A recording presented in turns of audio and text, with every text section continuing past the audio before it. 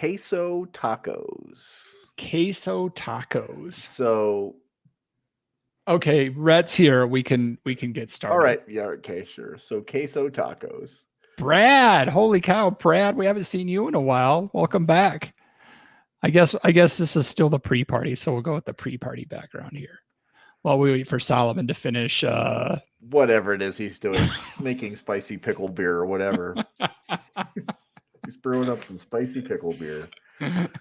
So yeah, Augie made some queso tacos. It was a taco shell and just like queso covered with cheese, and he put some barbacoa in it. But then he made and he folded it over and grilled it on both sides. Got all the cheese melted, got the meat hot, and there's cilantro and onions in there and all this stuff. And then he made a consomme, kind of like a French dip, that dipped those queso. Oh my gosh, it was just to die for. Sounds pretty damn good. Yeah, it was. I was like, I had them 2 days in a row. Nice. Tonight on We Like Snacking. Hey, Cody. Hey, Dan. Dan, the place is already burnt to the ground. Like, it didn't take long. Shit already fell apart. Just letting you know. What are you talking about? One of our listeners I used to work with, but not anymore. Oh. Rhett. Hashtag hot meat.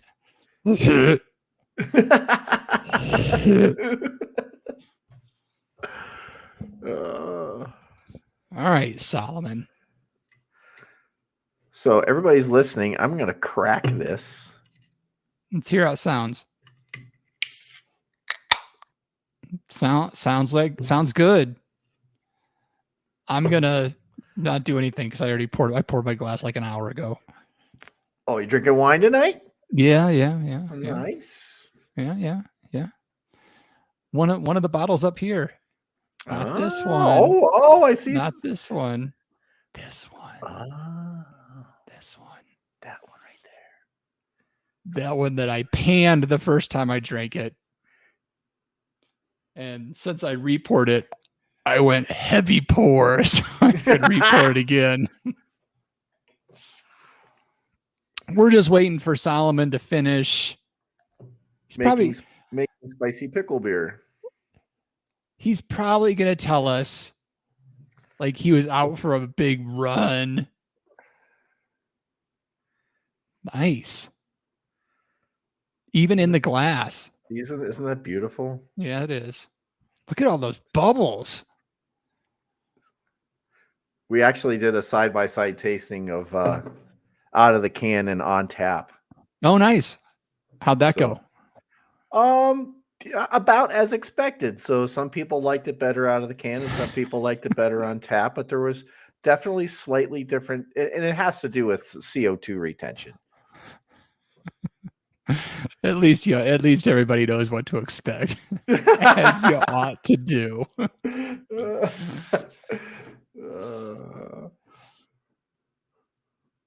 Nice. Oh. Okay. Shh, everybody in the chat. He's here. Hey, Jeff. Hi, YouTube. How are you? Hey, Jeff McKinney.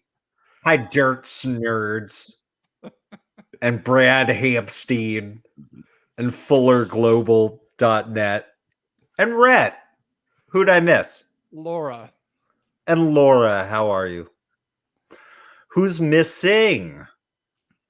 Sparkles is probably there. Okay. Hey, Grandma. And We Like Drinking jumped into the chat and said, hey, awesome stream. Oh, that's so cool. That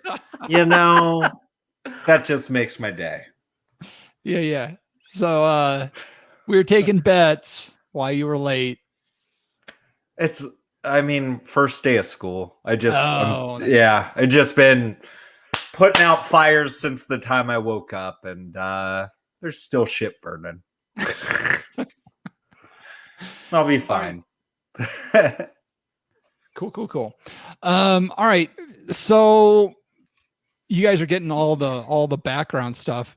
There's only one possible story to talk about. No, John put in another one. I did? Oh no. So it's been there for several weeks. Yeah. The American Pale Ale is changing or discontinued beers, 11 discontinued beers from Molson Coors. Yeah, I'm down with that. The beer, the Molson Beers one. Yeah, Yeah. Okay. that's fine.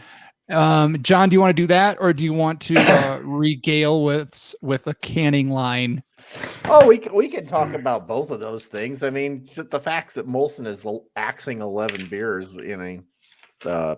Although some of them on the list, some of them people are going to be like, "What? Wait, it was still made?" There goes my memories of drinking in high school.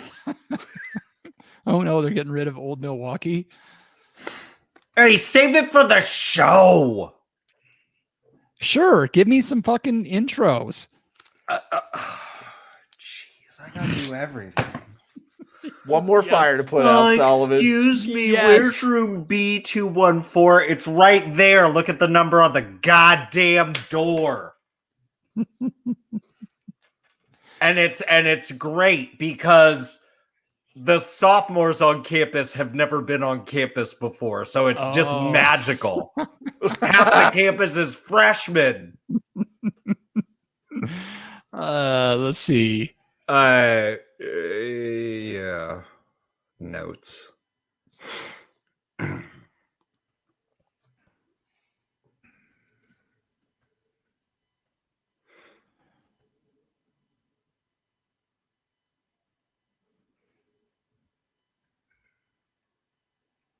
I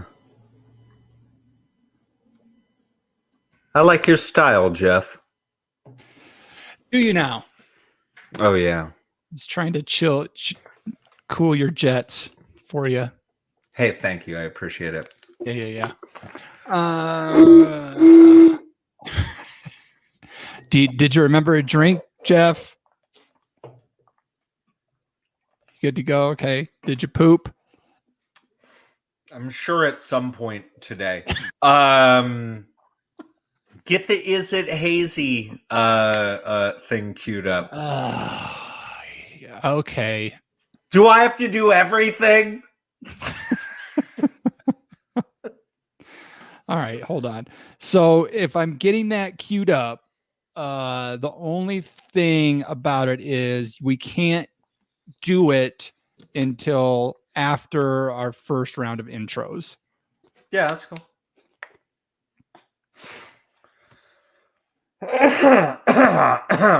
I almost queued that up earlier because I bet Solomon's gonna ask me to queue up the fucking Is It Hazy thing.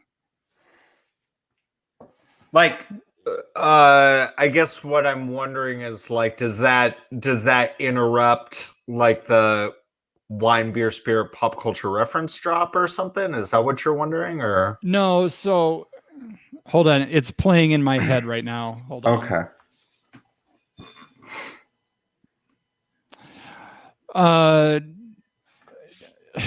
Yeah. So Yeah. So with the way that I'm able to play it to you guys, I can only do one audio.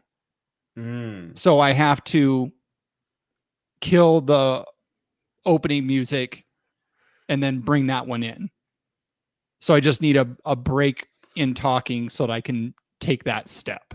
Oh yeah, not a problem.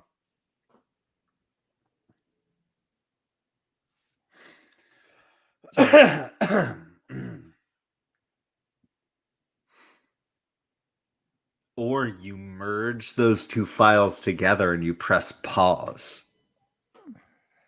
Yeah. What do you think's the better chance of happening?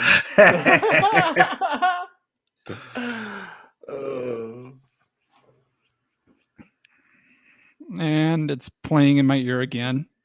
Yeah. Okay. Let me get it set. I'm almost there. Okay. So now I just have to do that. Okay. You can't hear this, yeah? Yes. Okay. All right. Hey, you guys ready? Ball. All y'all watching on YouTube right now, I wanted to know how many of you have noticed like Jeff Eccles' thumbnail game is like next level. Like the fists on the last, that was beautiful. The fist one. Okay, that was pretty funny, wasn't it? And Yeah. her just sitting there laughing. That was yeah. I enjoyed You know what time it is? This is so stupid. All right. I think we're all ready. Cody already dropped. Flavors in everything you eat, because everything you eat's got flavor.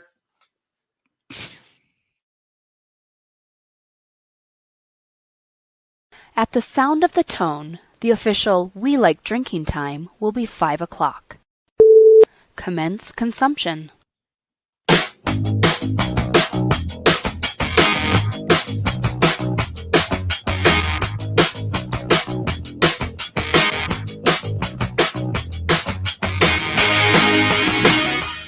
This week on episode 341 of the We Like Drinking podcast, we'll be discussing discontinued beers, canning line horrors, and the podcast award finals. So crack open that beer, uncork that wine, and let's get drinking!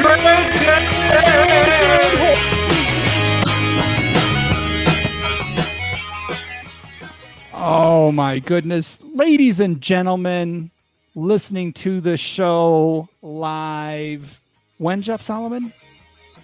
On Friday the 13th. Woo! No, those watching live. Sorry, the audio comes out on Friday the 13th. I'm sorry. I'm so excited about that. Those of y'all watching live, as you ought to do every Tuesday night around 7:43-ish Pacific, as you ought to do at YouTube or welikeDrinking.com/show. Yeah, that's where you watch us live. Excellent. So yeah, thank you for that, Jeff. We have an interesting show for you tonight. I'm not sure. Good thing it's podcast awards season. Since no one's required to listen No to it. criteria. Who cares? It doesn't matter. But let's start off the show by saying cheers, my podcast drinking friends, and welcome to Happy Hour 341 of your favorite award-winning topical wine and beer educational podcast focusing on fun. Cody was killing me on what he typed in the chat. I couldn't he was great. So make sure you never miss another episode of our brand of drinking fun by visiting welikeDrinking.com/subscribe. Subscribe, yeah, boy. Shit. You know what's interesting about it being episode 341? Mm-hmm. If you take the three and the one and add them together, there's a 4 in the middle. There is. Whoa, man. Yeah. It's like it's like pyramid. Pyramid scheme. If you take the 4, if you take the 4 and subtract the 3, you get the 1 at the end. You get the 1. Shit. Yeah, man. Numerology, bro. Is that the stuff where you like fill the bumps on your head? Yeah, you read the folds in the back of your neck. This is what happens when we don't have a plan. So, which is awesome. So let's get into the show. How many times have we done this? We've done like this, like hundreds 6 of times. Oh, come on. 6 times. The last 6 months of the show was just like this. Yeah, that was 5 years ago, John. That was like 5.5 years ago. Okay, whatever. You've heard us all talking. Let's find out who we're drinking with and what they're drinking. We're joined by our usual panel members. We have our California Sustainable Wine Growing Ambassador, recovering wine blogger, Jeff Solomon. Hey, shalom, everybody. Our commercial brewer and snake wrangler, John Riak. Hello. And I am your host and certified specialist of wine, Jeff Eccles. All right, let's just get right to it. Jeff Solomon. We're going to go last in, first out. So what's in your glass tonight? Oh, well, there's nothing in my glass right now because it's in a can. This right here is from Promise Land Brewing Company out of Gilroy, California. My second favorite brewery next to Lizard Tail out of Albuquerque, by the way. But this is one of my favorite brews from Promised Land. This is the Carry the Fire West Coast IPA. It's coming in at 7.2%. It will be going into a glass first, but I just had one question. Is hazy? Oh man. Yeah. We're seamless over here. So as I pour this is a beautiful, and I know for a second it looked like it, a beautifully clear West Coast IPA. Clear. I just pour it. It's coming out. It's a dingy glass. This is clear. You can see me, but look, hello. You can see it's my not face through my beer. It's not hazy. Well, that's just weird, John. It is. That's just weird. So yeah, You're nice getting very thick, sleepy. rich head over here and on the news. Yeah, it's a beer. It's a delicious. I love this. Everybody support your favorite local breweries. Yeah, that's all. And the ones that you don't like, don't support them.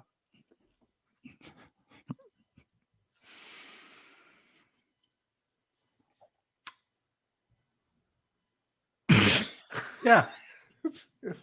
It's good. Oh yeah, it's delicious. It's wonderful. For a second, I was like, "Wait, are we doing full-on tastings?" No, this is a regular old. You want a full-on tasting? It tastes like a delicious gosh darn IPA after you've been working all gosh darn day teaching 170 something students how to find a room.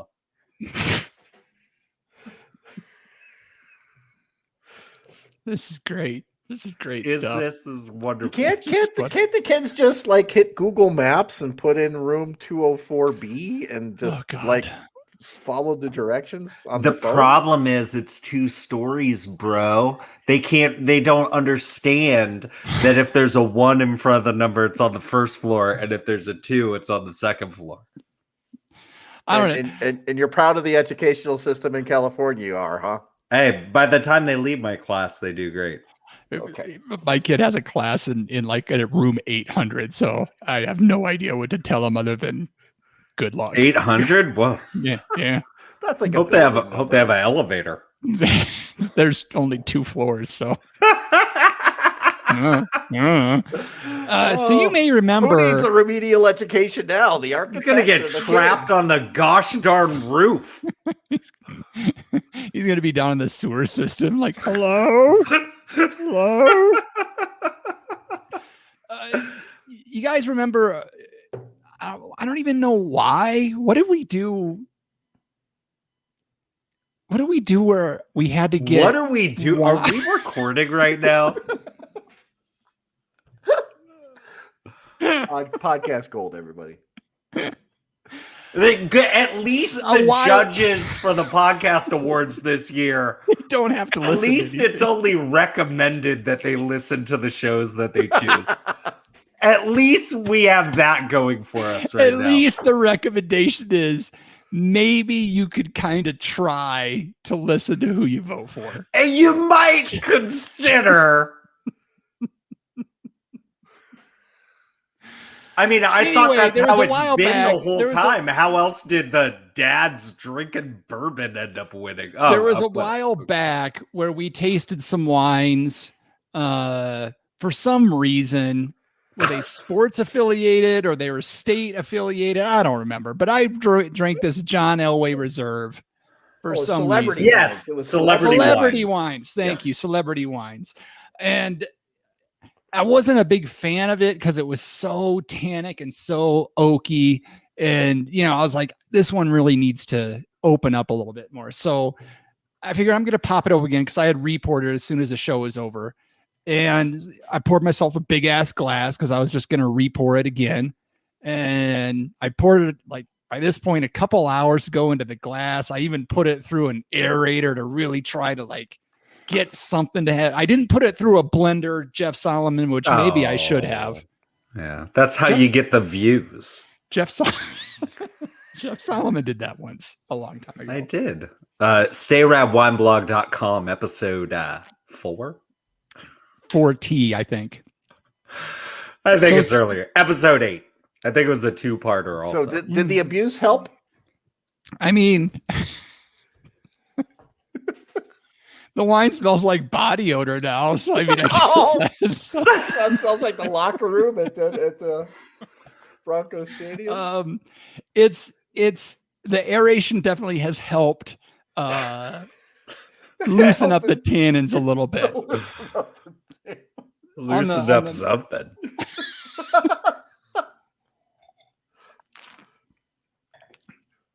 It's not nearly as tannic. I'm definitely getting a lot more. It's very cabby. It's very California cab. Why don't you filter it through the linings of your hockey shin guards and see if that helps? God, that's horrible. I will die if I do that. Like the disease that I would get from that would kill me. Like, so much better this time around. Because there's a lot of more cherry notes to it. There's a lot more dark red fruit coming through. So I'm liking it a lot more. This is a wine. This one should be laid down for fucking 20 years or something like that. John Riak. So last week I regaled you with a can of what I was drinking, our Legless Double IPA. This week I brought the Horned Honey Pale. Ooh. And this is what we consider kind of our flagship beer, and it's starting to catch on at some of our newer locations. This thing clocks in at 7.1% ABV and about 35 to 36 IBUs.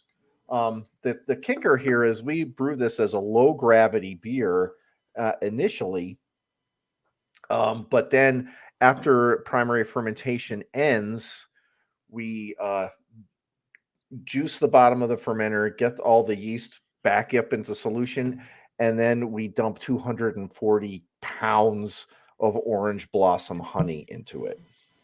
Oh, wow. So that kicks it up from, I think, 5.6 to 7.1%, which is the legal limit, because if we added any more honey to it, it would be considered mead, actually. Wow. So we are at the legal limit for it to be a beer. Hold on. What? Hazy.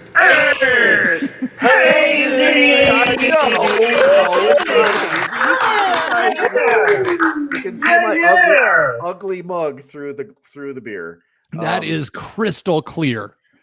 This thing, we lagered this for 30 days before we started packaging it, and what it's done is it's really helped the lighter malt bill we have in this, which is a high concentration, not a high concentration, but a pretty good percentage of Munich 2.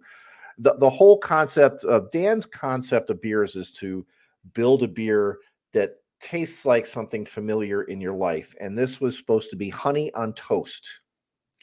So honey on toasted bread. So you really, I think we just missed because this is only like the third brew on the new system, so the temperature was a little low on the mash. So I think next time around we'll hit it a little better. But there's a little bit of snap of the Horizon hops we use to bitter this beer, and then it's finished with Cascade. The Horizon's a nice floral and pretty high alpha acid. But the orange blossom honey really comes through on the nose and on the palate. So it doesn't have any, this is a dry beer, no tackiness, but previously when we brewed this beer at the smaller brewery, we would add the honey at the end of the brewing day into the hot wort, and it would drive off a lot of the aromas of the honey. now we have the ability to actually get it in the fermenter afterwards and retain a lot of the honey aromas, and that's pretty. We're really pretty stoked about this. So That's pretty awesome. That sounds really good. Are you guys working towards being able to sell those cans outside of the? it's starting to pick up. And here's the thing: we've got in every location, we've got this big, huge refrigerator that we put 72 4-packs of each one in. The Mexican lager, which is the Lagarto Loco, the Legless Double IPA, and the Horned Honey Pale.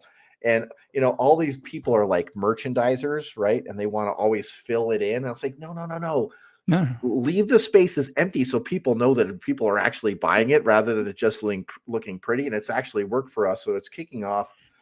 We are looking into a distributor's license, but I'll make a run up there sometime at the end of August and bring you some beers, Jeff. All right. Yeah. Create that scarcity, man, for sure. Keep the fridge a little empty. Nothing wrong with that. Exactly. All right.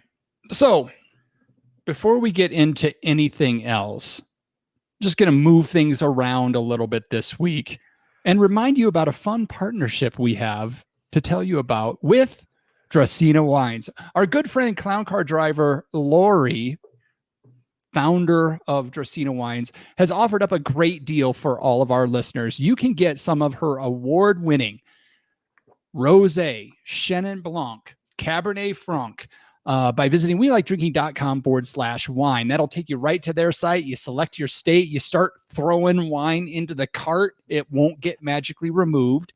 At checkout, type in WLD. You will get 5% off your wine.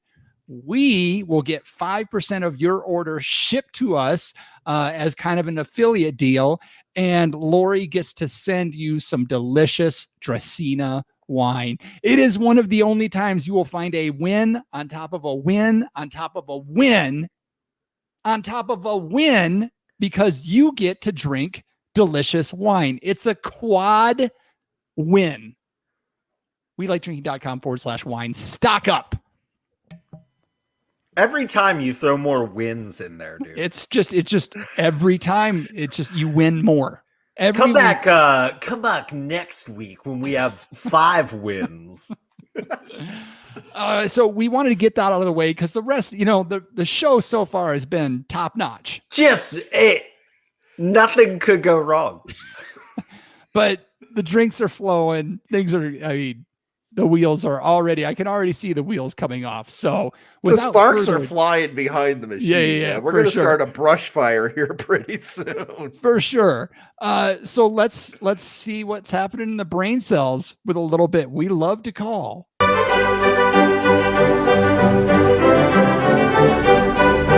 wine, beer, spirit, or pop culture reference, where I am gonna give this panel of knuckleheads, along with all the knuckleheads watching live as they ought to do every Tuesday night around 7:30 Pacific at welikedrinking.com/show and YouTube.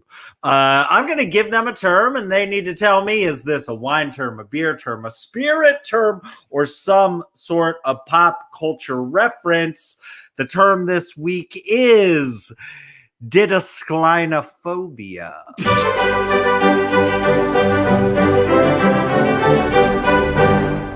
Is didasclinophobia a wine term, a beer term, a spirit term, or some sort of pop culture reference? John Rudak. Well, I'm going to ask you to spell that, please. I am going to be typing because I'm putting into the show notes as you do this because I know you won't. DIDASKA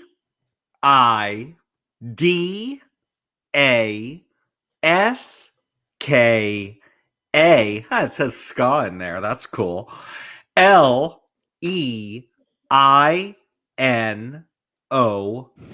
phobia. And that's with a PH, Jeff. Thanks. Didasclinophobia. John Ruyak, do you think that's a wine term, a beer term, a spirit term, or some sort of pop culture reference? Obviously, with the phobia, we're all going to know that this is some sort of pop culture reference. You know, I was a little worried. I'm glad that it says didasclinophobia because I thought you're going to. It was kind of like a phobia of diddling, but anyway, I thought that would be weird. And you already made it weird, so kudos. Yeah. So can we make it any weirder than that? Didasclinophobia. I'm gonna say that this is a pop culture reference, and it is the fear of making some sort of crazy move on a skateboard. Oh, wow. That, John, I like that a lot. I mean, you're probably wrong, but I like that. Jeff Eccles. I like your train of thought there, John. I think it fits very well. But when you look at it, it's pretty clear what this is. It's definitely a phobia. This is something Ronald Reagan would be super proud of. This is the fear of asking someone for a line of cocaine. It's did ask a line, a phobia. You're scared of it. Wow. Yeah. I mean, usually phobias are classified as being like the ones that are of interest or the ones that are more irrational, right? Like fear of asking for a line of coke, like you really want it, but you're just afraid just a little scared to ask. I'm at the mansion with Hef, and Yeah. I'm just too scared to ask. Just a little nervous. Me. No, I can't. Yeah, I'm seeing some folks in the chat. Cody's saying he thinks it's a fear of repeating oneself, and he wrote that multiple times. I guess I can go over there, right? I like that one. Phobia, it is a fear. It could have been a fear pertaining to a wine, beer, or a spirit, and yet it's not. It's derived from the Greek words didasko, meaning to teach, and phobos, meaning aversion or fear.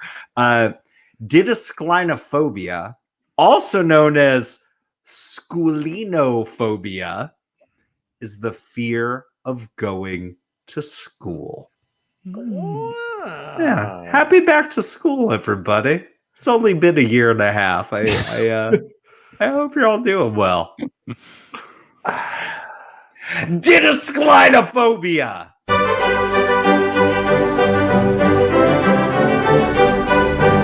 It's a pop culture reference. You know what? Here's the thing. I was a pretty good student in elementary and high school. I wasn't great in college, but I was never scared to go back to school, except for I was afraid my teacher on the first day was going to ask me to write a Q in cursive, and I just really had a tough time with that because it looks like a 2, right? Oh, the capital Q. In cursive. Yeah. I'm not remember how to do that. Good thing nobody, I think even people who do write in cursive, they never do their Q's that way because it's goddamn ridiculous. To anybody, like the old codgers on Facebook, they're like, they don't even teach cursive anymore, which they actually do still teach cursive, but they like to say that.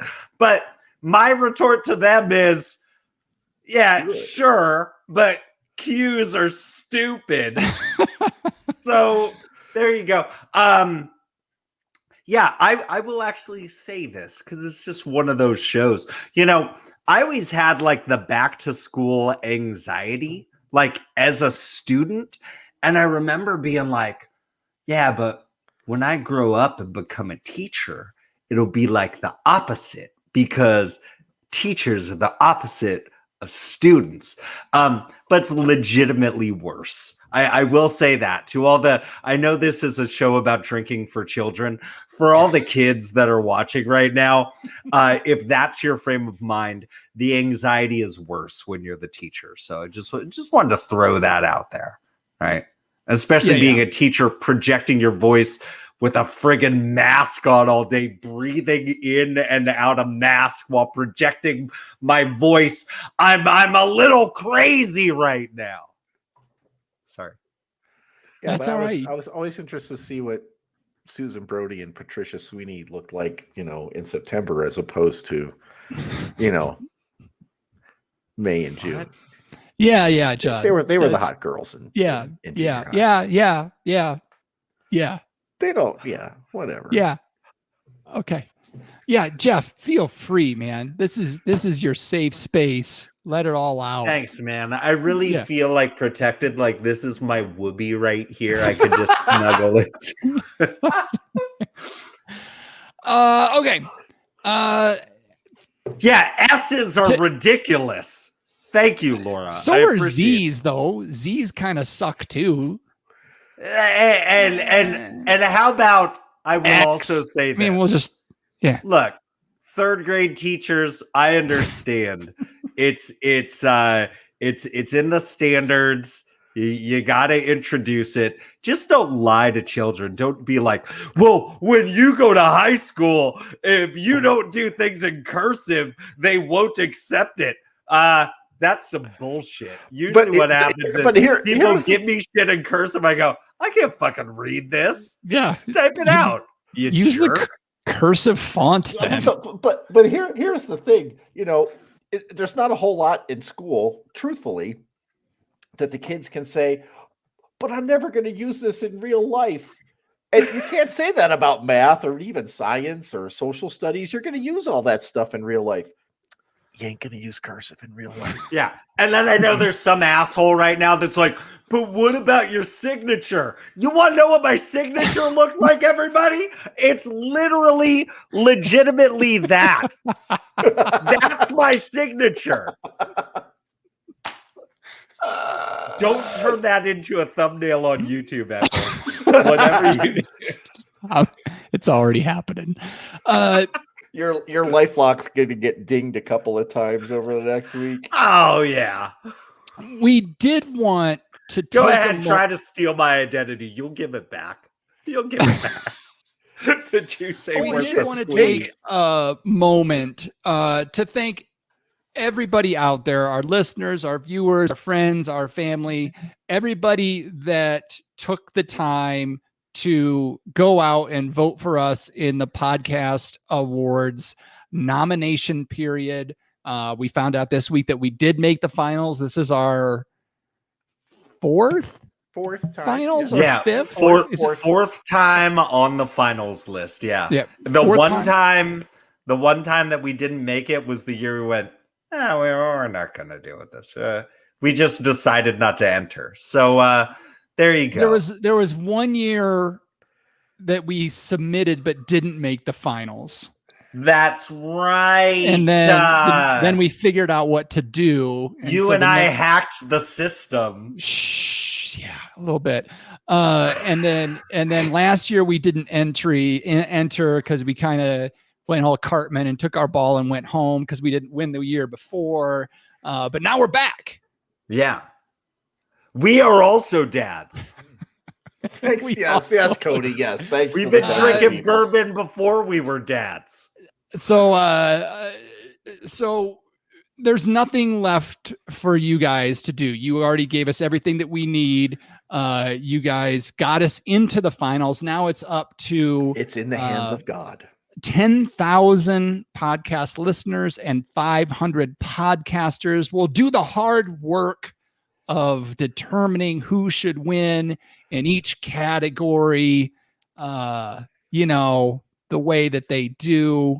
I gotta say, fuck it. Years ago, when you made the finals, like if you were one of the final voters, you got a spreadsheet and you had to go through and you had to to go through the website and the audio files, and you had to look at a lot of stuff and rate criteria that was given to you, and do like 9. I don't know. You had to do all 10 in a category, right, Jeff? That's what you had to go listen to them all, at least 10 minutes of it. You would be an expert on one particular category. I was one year the sports, one of the sports judges. Laura, bless your heart. Please don't tell us who you chose. Keep a mystery. But it's interesting to see that now it's just you just revote, basically. You just go out and pick your favorites in each category. That's it. So judges, I know that you've listened this far. Not. Please consider not only giving us your vote, but also giving us a big fat 5-star review in Apple Podcasts. And I'm sure you can come up with $1 change to become a patron. Yeah, please become a patron. So winners will be announced September 30th. If you're one of the finalists, I've now heard from 2 people that have made finalists. So that may be enough. That may put us over the top. Yeah, and for God's sakes, if you nominated us earlier, check your emails, because maybe you're a judge and you don't even know it. Check your spam. Check your spam. That's where the announcement that I got that we made the finals was in my spam folders. Oh God. I better dive back into the internet. Maybe I am a judge. So one of the other fun things that we get to do is everybody that is a finalist, they have to make a 90-second acceptance speech, essentially, where you're supposed to thank people. The Academy. We've always gone way past that. Like a lot of the finalists, they always thank people. We come up with we do some nonsense for 90 seconds, basically, is what we do. So we're looking, if you guys have any ideas, leave a review for the show and tell us what email us, jeff@welikedrinking.com. And give us some thoughts. What should we do for our video acceptance speech? We have to make one anyways, because if we don't and we win, we lose. Yeah. So we Rhett just says we should thank him. 90 seconds of thanking Rhett. We would like to thank Rhett Moffat, and then we just zoom in on his luscious beard. Yes. Cody, we're limited to 90 seconds. Rhett, can we just get a GIF of you just like massaging your beard with like fine essential oils? Cody says, have John tell a story if you need. It's 90 seconds. Like John gets a script typed out. Read this in front of a camera, John. Don't ad lib. Just read this. And I still ad lib. That's true. Yeah. So September 30th, we'll find out on the podcast awards. It's televised. No, it's not. It's streamed live on YouTube. We'll announce more when we get closer. But is there any other stuff we need to get out there before we move into some more nonsense? I just thought of an idea, and I just want to know what everybody thinks. Yeah, lay it on us, John or Jeff or whatever. The acceptance speech is: we say thank you, chug a beer, and run a lap around a track.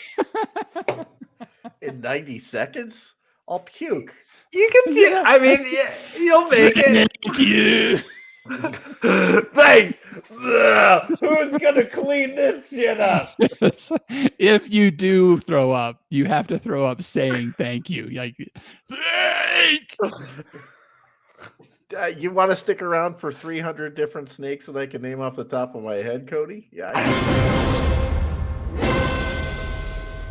Booze news. We discuss interesting, noteworthy, or sometimes just whatever the hell we want to talk about. I think we're gonna go with John Ruyak this week.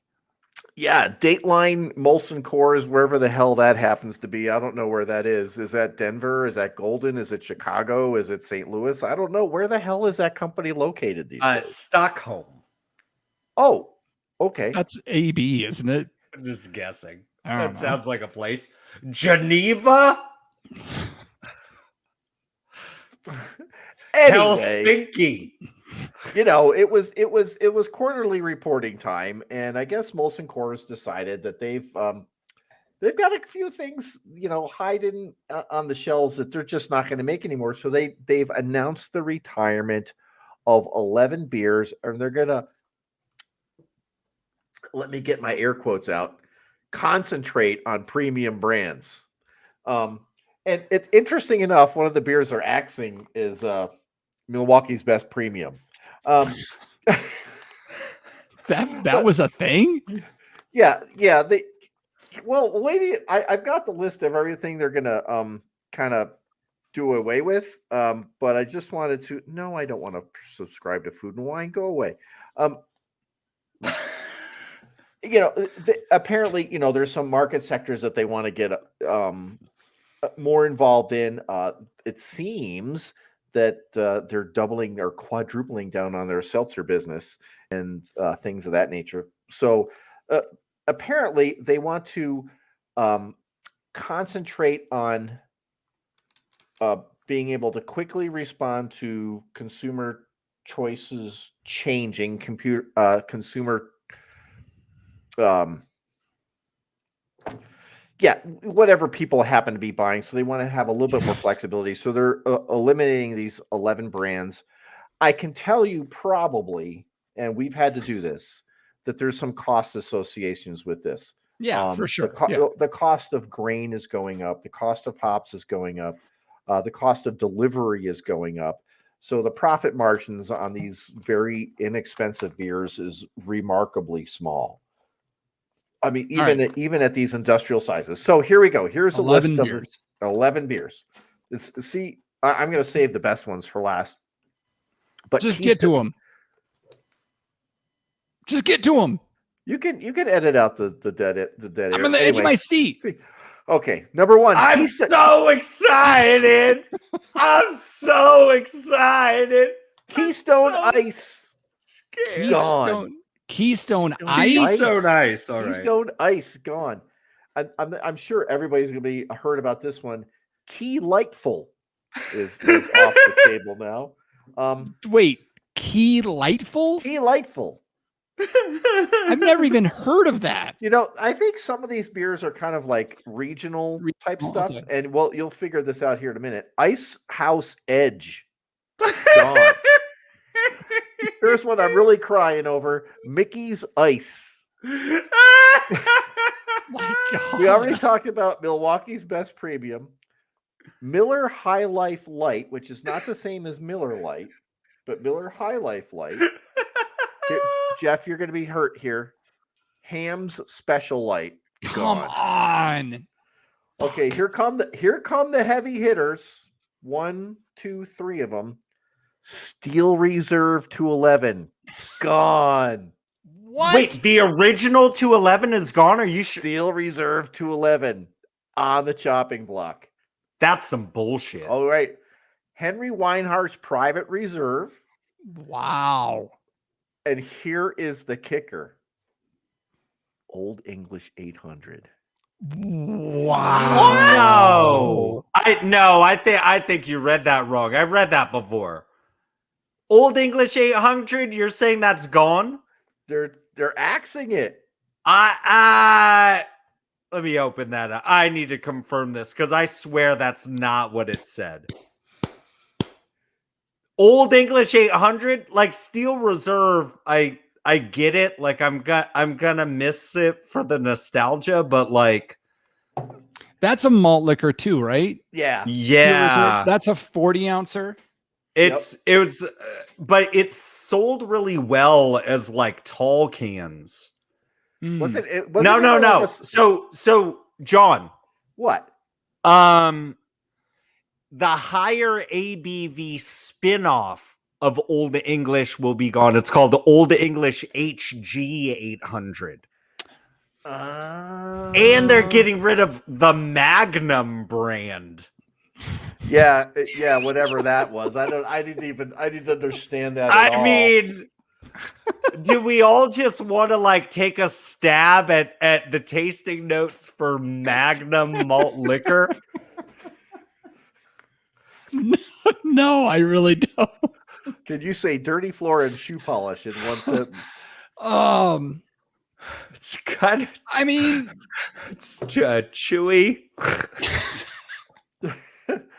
Okay, all right. I see. Okay, I didn't think that. Okay, I missed the Old HG. English HG 800. Like, we need the high gravity version of OE. Like, right. That's a. You know. Like, there should really be more beers on that list, honestly. There should be about 30 more beers. Yeah, on that exactly. list. I'm not trying to disrespect inexpensive Pilsner beers or anything like that, but there's just some garbage on that list that they're getting rid of, and that's fine. Henry Weinhardt's Private Reserve, that was kind of a craft beer wannabe thing, It was like a grocery store staple in like the late 1990s. Right, exactly. Right? Yeah. 341 beers on that.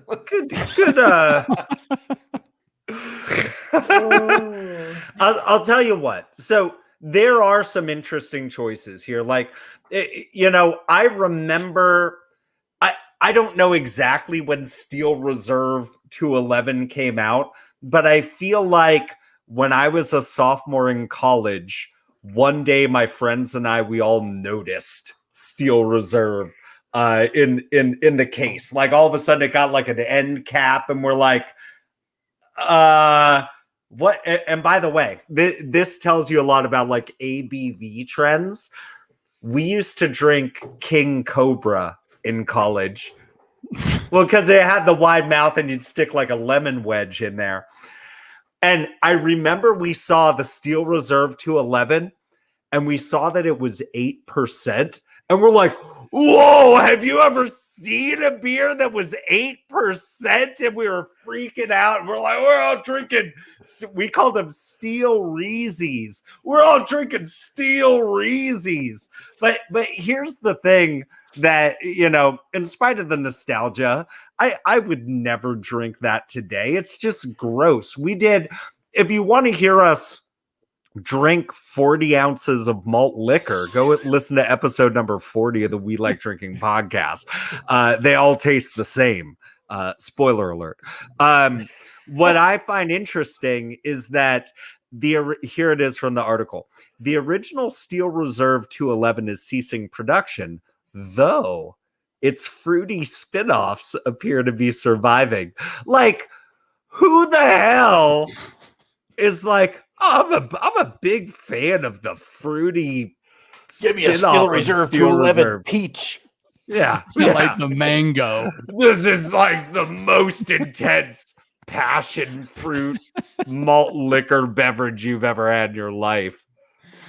I mean, Sullivan, I remember like when Ice House first came out, like, and you could get it by the pitcher at the bar. And it was because that was like, 7.5%, 8%. Groundbreaking stuff. Just add more sugar, and then just remove water. Remove what? Freeze the water out. Just concentrate that dirty, wet, flat floor taste and smell. I've got this great idea. That orange juice concentrate that you get in the freezer? What if we did that with beer? Yeah. But don't add water to rehydrate. Yeah. No need to rehydrate. It is easy. I will say this, nostalgia is often overrated. There's a reason why You know, there are things that have been around forever. Nobody's ever been nostalgic about fucking Bounty paper towels because they've always been good for as long as they've been around. And you've never won. Remember when we used to use Bounty paper towels? People still buy it. And so the thing is, like, you know, as much as people might be griping about things that are being dropped off of the portfolio of Molson Coors, you know, where were you when you had a chance to buy it? Because I guarantee you weren't. And for the one person that's like, man, I've been drinking Steel Reserve 211 for breakfast every day since 1997. Well, you've got another problem on your hands, kind sir. But you know, I think it's good that things change with the times. I also look at that as an opportunity. Like if you see like this groundswell, all of a sudden, you know, when people pretended that they liked Twinkies when they saw that they were going away, like, you know, when people pretend that they like Betty White, like she's nothing special.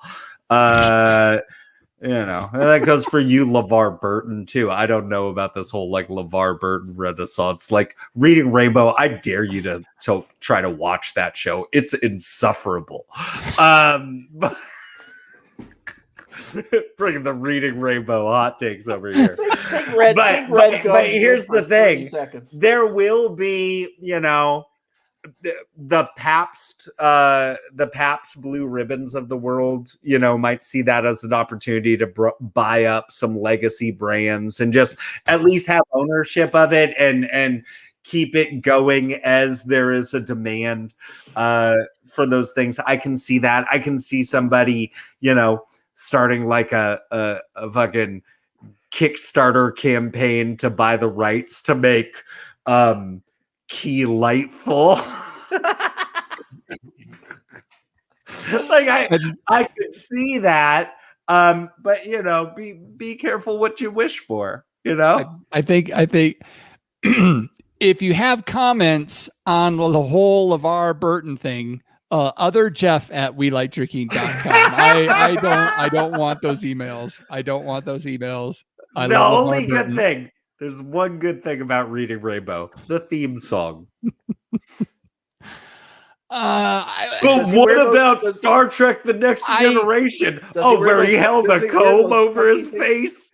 I had some thoughts on some of the stuff you said, Jeff, but that was the most rambling, incoherent thought process we just went through. You say I don't know how to tell a story. Yeah. What are you talking about? Everything I said made perfect sense. You know what they can't, and you know what they can do? Sell it to PBR because PBR loves to remake all this stuff.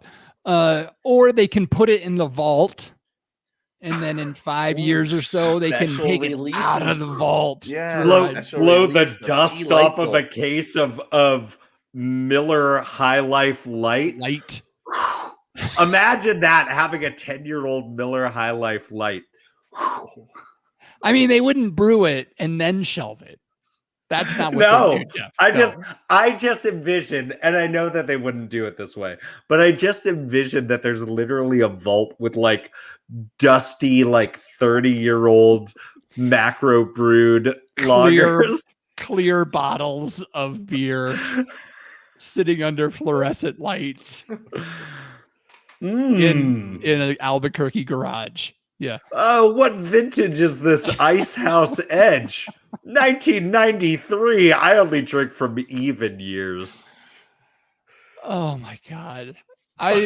We don't do these episodes very often, but I sure enjoy them. I don't think anybody else enjoys them, but the three of us do. Yeah, we do. But through all of that, sitting around getting hammered, talking about beers that suck. Yeah. Talking about all the things we hate, apparently. But if we're getting to the part about things that we like, it must be last call. Last call. Time to clean house and lock the doors. You know what we do here, folks? We're looking for a little bit of help from you. John Ruyak, if the folks want to follow us on the social media platforms, how can they do so? Well, on the Twitterverse, it's We Like Drinking 1, the numeral 1. Nah, don't even follow us there. We're barely on Twitter.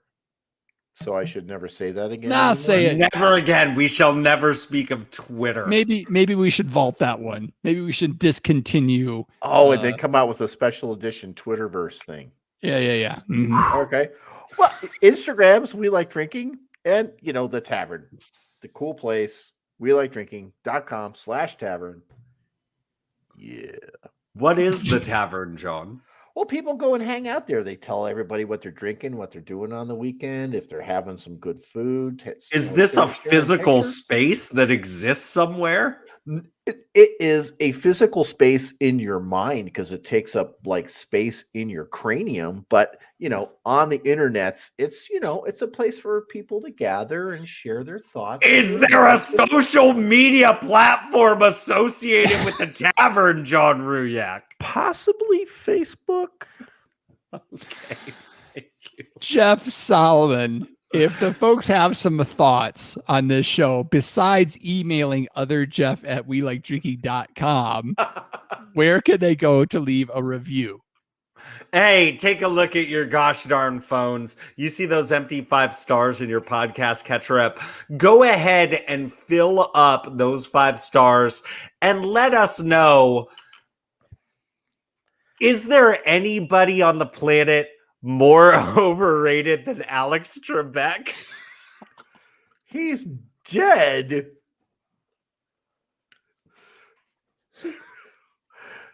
Other Jeff. Thanks for We Like killing our Drinking thanks for killing our podcast. And if you've done all that and you're looking to do more, considering becoming a patron of the show, where for as little as $1 a month, you can help fund all of this in all its glory. welikeDrinking.com/pledge. You can also find the show notes for this episode with all the links to the stories or mentions we had at welikeDrinking.com/episodes. Sods.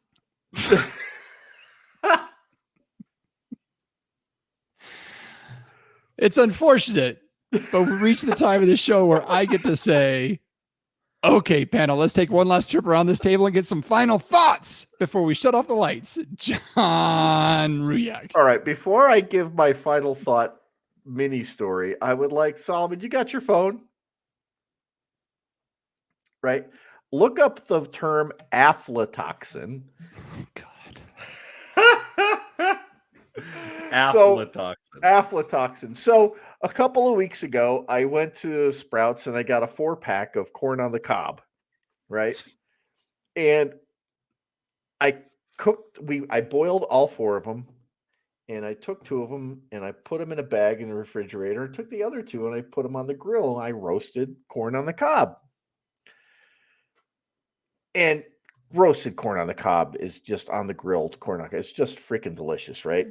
Mhm. So yesterday, we're trying to clean out the refrigerator before we go on vacation to Alaska, or it's not really a vacation, it's going to be a working vacation. Anyway, I grabbed those other 2 ears of corn and I put them on the grill. But what do you think happens to corn when it sits in the refrigerator for a week after it's been cooked? Oh, after it's been cooked, yeah, it's gonna start being a medium for various microbes to grow. And what microbes might grow? Oh, like molds that produce poisonous carcinogens like aflatoxins. Right. But it also produces alcohol. So aside from not feeling so well because I think some of that aflatoxin thing happened yesterday, I'm eating an ear of corn that I roasted on the grill that smelled remarkably like alcohol, and I woke up with a hangover this morning, and I didn't have a drop to drink yesterday. I ate a fermented ear of corn. Yeah. You did not have a drop. You had 500 individually cellulose wrapped drops. wrapped, slathered with butter and salt and pepper. So yeah, people don't do that. Jeff Solomon. Cut the music. Oh, thank God. Butterfly in the sky. I could go twice as high. Take a look. It's in a book. A reading rainbow. I can't go anywhere. The things to know, the stuff to grow. A reading rainbow. Reading rainbow. Reading rainbow. Phobia. Bring it back. And with that, I'll say thanks again for joining us at the We Like Drinking podcast, where you'll never drink alone.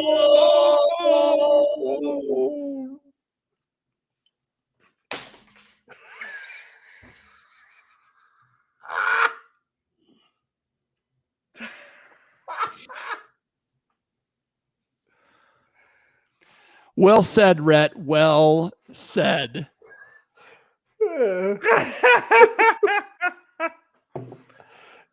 Hey, man. Hey, man. This guy's lobbying to bring Big Red Gum back. What was like the fruity gum with the horse? Oh, you remember shit. It was Fruit Stripes? Fruit Stripes? Fruit Stripes. Yeah. There you go. With the zebra with the different stripes. Yeah. The horse. With the colorful striped horse. You mean a zebra? I just okay. 42 years on the planet. Now I know it was a zebra. Jesus Christ. I think Eccles is banging his head against the wall. Next, did you know it was a zebra, Jeff Eccles, on the fruit stripes? Yes. I just thought it was a horse with colorful stripes. With fruit stripes. You see the last comment. That's funny. Folks watching, Brad, thank you for hanging out with us. Rhett, yes, it's possible you may need counseling. That's very true if you're watching the show.